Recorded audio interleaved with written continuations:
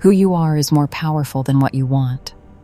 And I think that single idea, if you really sit with it, will completely change the way you approach every goal you've ever set for yourself. Because most of us have been operating from the wrong model this entire time. We've been told that the people who succeed are the ones who are disciplined enough, motivated enough, tough enough to push through when things get hard. And every time we fall short, we walk away with the same conclusion. I just don't have what it takes. I'm not disciplined enough. But what if that story is completely wrong? I can't keep What up. if discipline was never the real variable at all? I want you to think about the last time you tried to build a habit.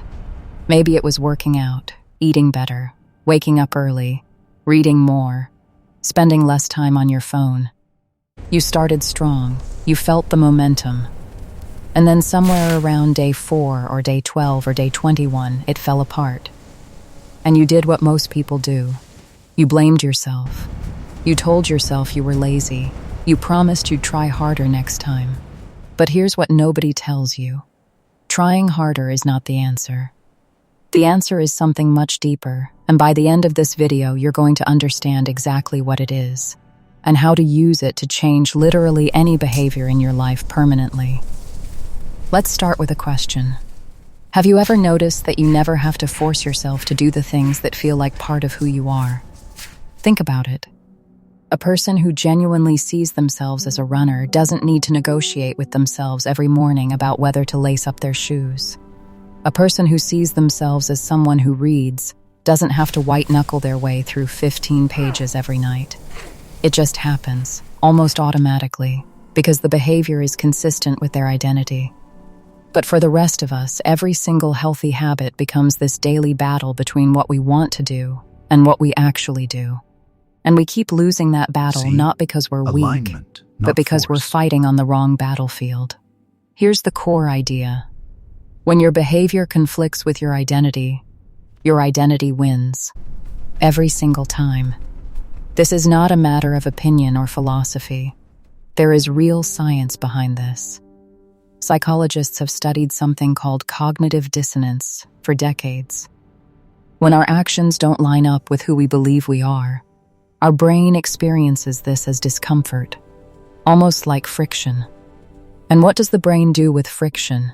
It eliminates it, usually by changing the behavior back to match the belief.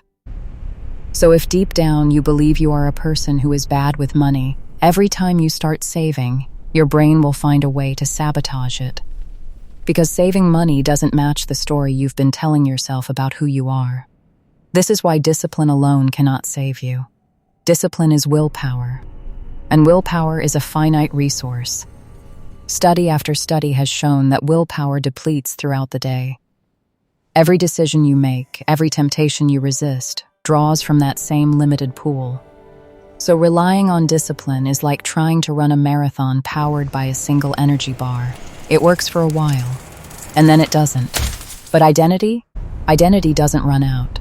Identity is the operating system beneath the discipline. It's what determines your default behavior when willpower is gone, when you're tired, when you're stressed, when no one is watching. And that is exactly when the real game is won or lost. Now let me show you what this actually looks like in practice, because I want this to be more than just a concept. I want you to walk away with something you can use today. Most people approach change from the outside in. They start with outcomes. I want to lose 30 pounds. I want to make 6 figures. I want to write a book. Then they build systems around those outcomes. I'll go to the gym 5 times a week. I'll set aside 2 hours every evening to work on my business. I'll write 1,000 words every morning. And the systems feel great at first. But without an identity shift underneath them, those systems eventually collapse. The identity-based approach flips the model entirely. Instead of asking, what do I want to achieve, you ask, who do I need to become? And that shift in question changes everything. Because now every action you take becomes a vote for the identity you're building. You don't go to the gym to lose weight. You go because you are someone who takes care of their body. You don't save money because you're trying to hit a number. You save because you are someone who is financially responsible. Do you feel the difference? One version is driven by external pressure. The other is driven by internal identity. And internal always outlasts external. I want to tell you about a pattern I've noticed, and maybe you'll recognize this in your own life. There's a specific kind of person who shows up at the gym in January. Can't keep up. They are Shadow's grip motivated. tightens. They are No fired more. up. They have a goal, usually tied to how they want to look or how much they want to weigh by a specific date. And for the first few weeks, they're crushing it. But then February hits. The motivation fades. Life gets busy. And they stop going. Meanwhile, there's another kind of person at that same gym. They're there in January, but they're also there in March, in August, in November. They're not always having amazing workouts. Some days they're clearly running on fumes. But they show up anyway. What's the difference? The first person was motivated by a goal. The second person was anchored by an identity. The first person was trying to do something. The second person was being someone. And this is so important, I want to say it again. Motivation gets you started. Identity keeps you going. So now the real question is this. How do you actually change your identity? Because I know what some of you are thinking. This all sounds great, but I've believed certain things about myself for years. I've always been disorganized. I've always struggled with money. I've always been someone who quits. You can't just decide to be different. And you're right, you can't just decide. But you can build it. And here's how. Identity is not something you are born with. Not force. It's not fixed. It's not permanent. Identity is a story. A narrative you've constructed over time based on your experiences and your interpretations of those experiences. And because it's a story, it can be rewritten. But you don't rewrite it by thinking differently. You rewrite it by acting differently, consistently, until the evidence of your actions starts to shift your belief about who you are. There's a concept I find incredibly useful here. Think of your identity as a jury, and your daily actions are pieces of evidence. Every time you act in alignment with the person you want to become, you're submitting a piece of evidence to that jury. And over time, with enough evidence, the verdict changes. The jury says, yes, this is who this person is. One piece of evidence doesn't do it. But 100 pieces, 1,000 pieces, now we're talking. Now the belief shifts. Now the identity changes. And now the behavior that used to feel like willpower starts to feel automatic.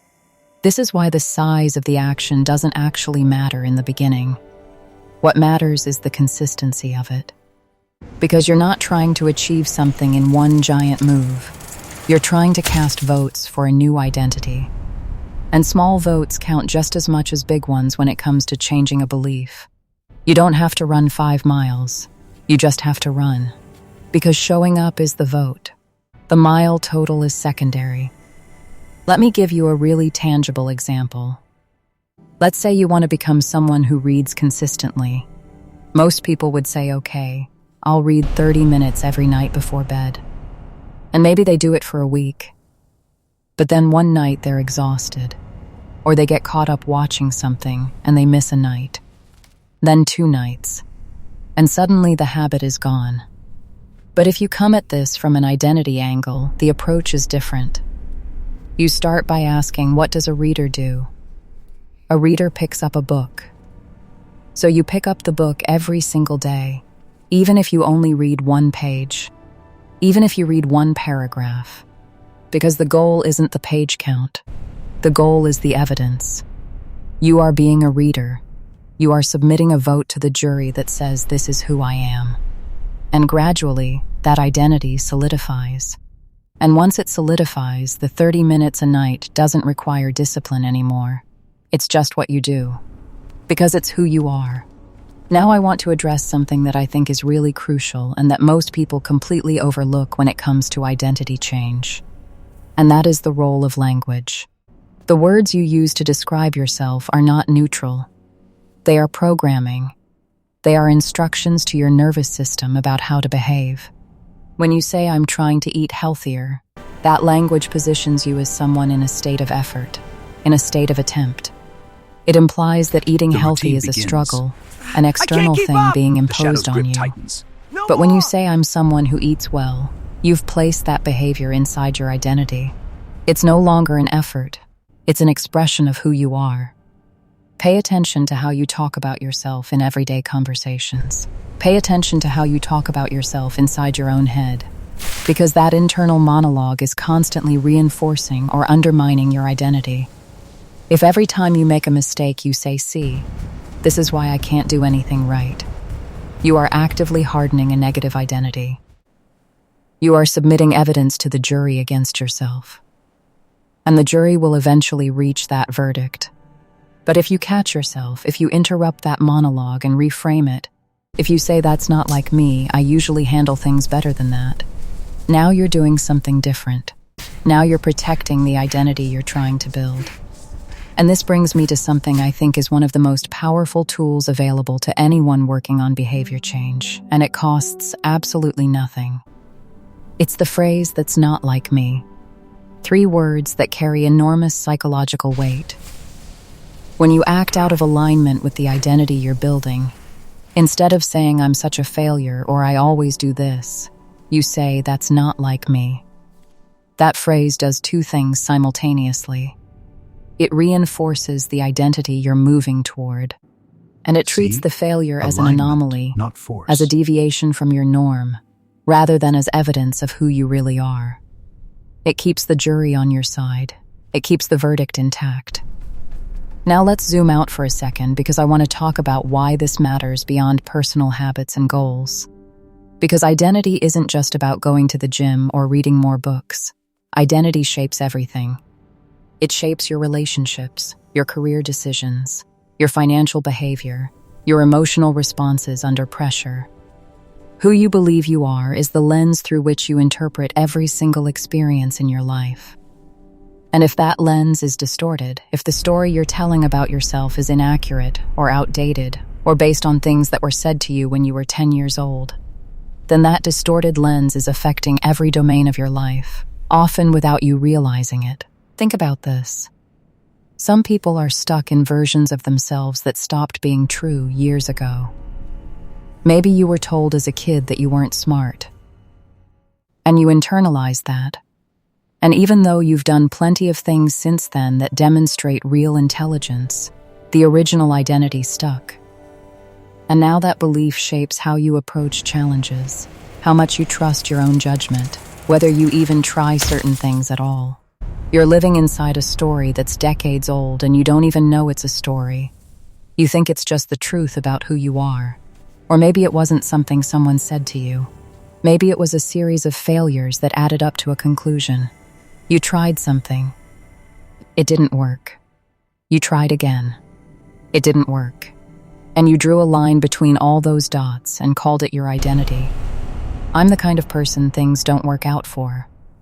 I'm not lucky. I'm not built for success. And now that conclusion is guiding every future decision, often steering you away from the very attempts that would prove it wrong. The hardest part of identity change is that our brains are wired to confirm what we already believe. Psychologists call this confirmation bias. We notice and remember evidence that supports our existing story about ourselves, and we unconsciously filter out evidence that contradicts it. So even when you succeed, even when you do something that should update the story, the old identity finds a way to explain it away. That was just luck. That's not really me. I just got it right that time. This is why you have to be intentional about the process. You have to actively collect evidence. You have to deliberately point your attention at the ways you are already the person you want to become. And here's something I want you to really sit with. You are not starting from zero. Whatever identity you're trying to build, there are already moments in your life that are consistent with it.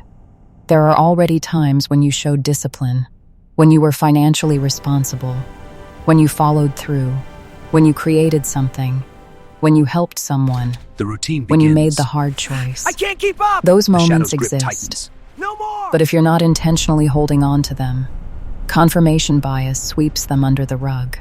So one of the most powerful things you can do right now, today, is to start a list. Not a gratitude journal, not a goal list, a list of evidence. Evidence that you are already in some form the person you want to become. Because that evidence is the foundation of your new identity. And when you can see it clearly, you can build on it. Let's talk about one more dimension of this that I think is really underappreciated, and that's the social environment you put yourself in. Because here's something that's often overlooked. Identity is not formed in isolation. It's deeply shaped by the identities of the people around us. We are constantly, often unconsciously, mirroring the behavior and adopting the norms of our social group.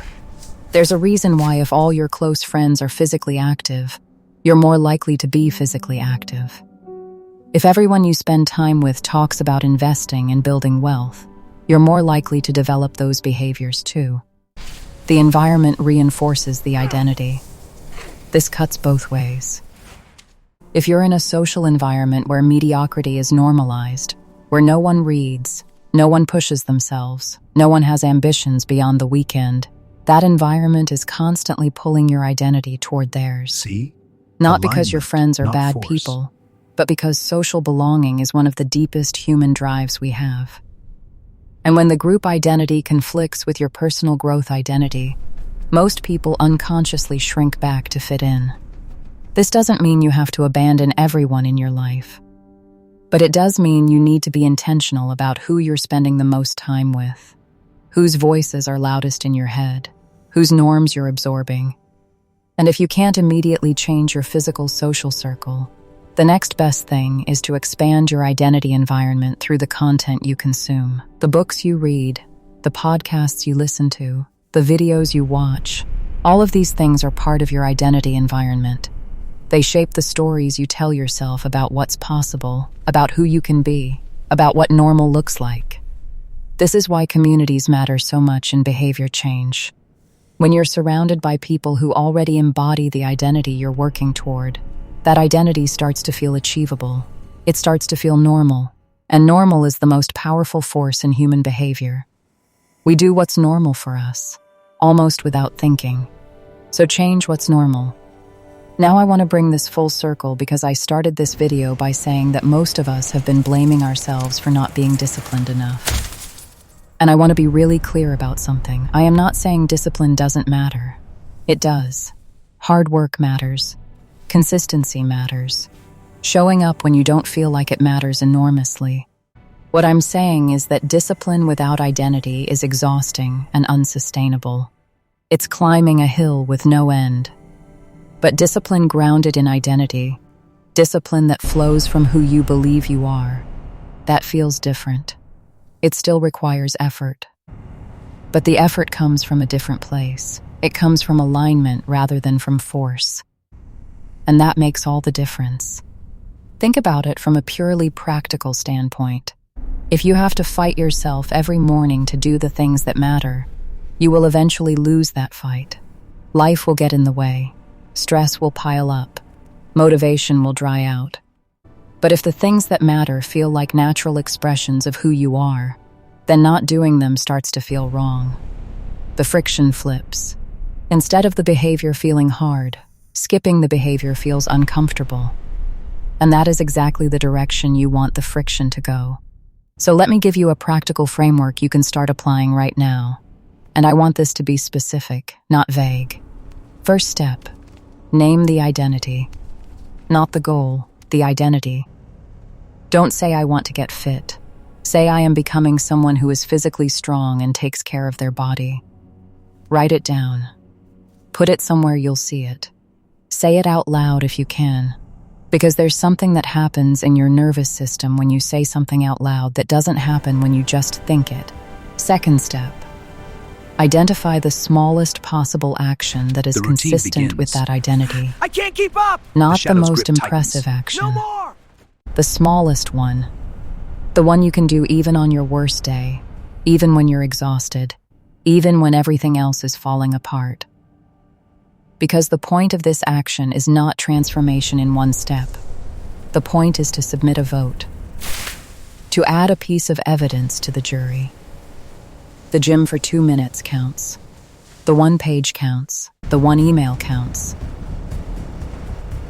Third step, after you take that action, acknowledge it.